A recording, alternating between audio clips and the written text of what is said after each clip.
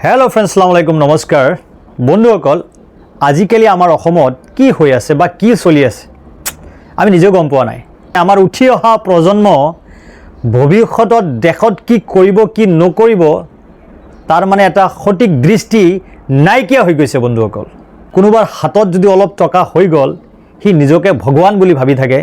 আৰু বাকি যিমান মানুহ আছে গৰু আছে ছাগলী আছে বা অন্য অন্য জীৱ আছে হেবিলাকক হিহঁতে পাহৰি যায় সিহঁতৰ মানৱতা পাহৰি যায় নন্দিনী কাশ্যপ এজন চিফ এক্টৰ মই চিফ বুলিয়ে কম এই মাইকীজনী মানৱতা পাহৰি গৈছে 21 বছৰীয়া এজন ডেকা লৰা কলেজত পঢ়ি থকা লৰা ঘৰৰ একমাত্ৰ লৰা আৰু ঘৰৰ একমাত্ৰ উপাৰ্জন কৰা লৰা এজন ছাত্ৰক গাড়ীৰে খুন্দিয়াই মাৰি পেলালে আপোনালোকে হয়তো নিউজটো চাইছে এতিয়া আপোনালোকে কক বন্ধুসকল পুলিশো নিমাত পলিটিক্যাল লিডার কেটা নিমাত মই আৰু আপুনি যদি কথা কব যাও অলপ বেছিকে কলে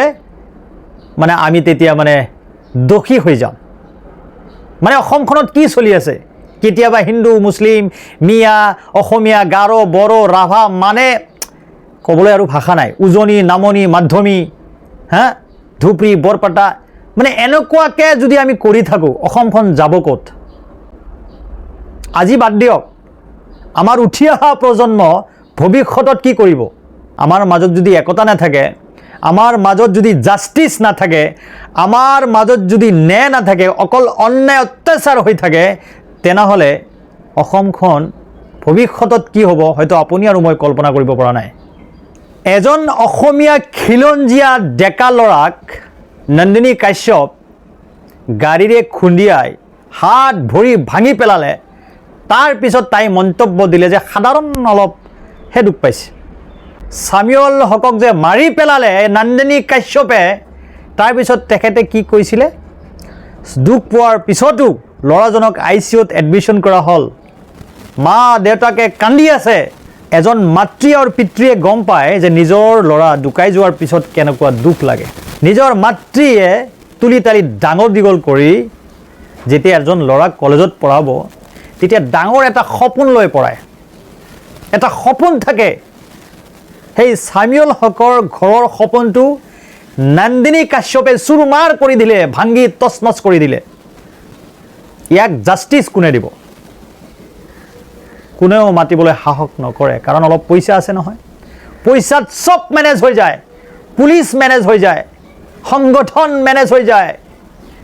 লিডাৰ পলিটিক্যাল লিডাৰ পাৰ্টি বিলাক মেনেজ হৈ যায় ইভেন মিডিয়া পাৰ্সনো মেনেজ হৈ যায় এনেকে কিমান দিন মেনেজ হৈ থাকিব এনেকে মেনেজ হৈ থাকতে বেছি দিন নাই আকৌ আমাক গুলামী কৰিব লাগিব আমাৰ মাজত ভাতৃত্ব নাইকিয়া হৈ যাব বন্ধুসকল সেই সময়ত আপুনি আৰু মই কি কৰিম কক এই লৰাজনে যে আজি পৃথিৱী বিদায় দিলে সামিউল হকৰ লৰাজনৰ মা দেউতাকক এতিয়া কোনে বুজাব কোনে সান্তনা দিব হিহঁতৰ ভৱিষ্যত কোনে চাব হিহঁতৰ ৰেসপন্সিবিলিটি কোনে ল'ব কক চৰকাৰে ল'ব জানো মিডিয়া পাৰ্সনে ল'ব জানো কোনোবা সংগঠনে ল'ব জানো এজন সাধাৰণ লৰাক খাটি খোৱা লৰাক যিজন লৰা নিজে অধ্যয়ন কৰিছিলে পঢ়া শুনা কৰিছিলে তাৰ পিছতো নিজৰ ঘৰখন এক্সট্ৰা ডিউটি কৰি পইচা কামাই চলাই আছিলে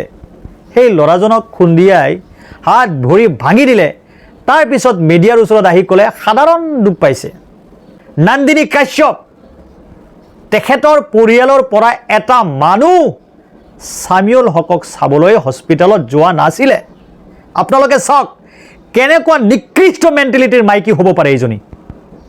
হা বন্ধুসকল যেতিয়াৰ পৰা এই নিউজটো চাই আছো মই নিজে থাকিব পৰা নাই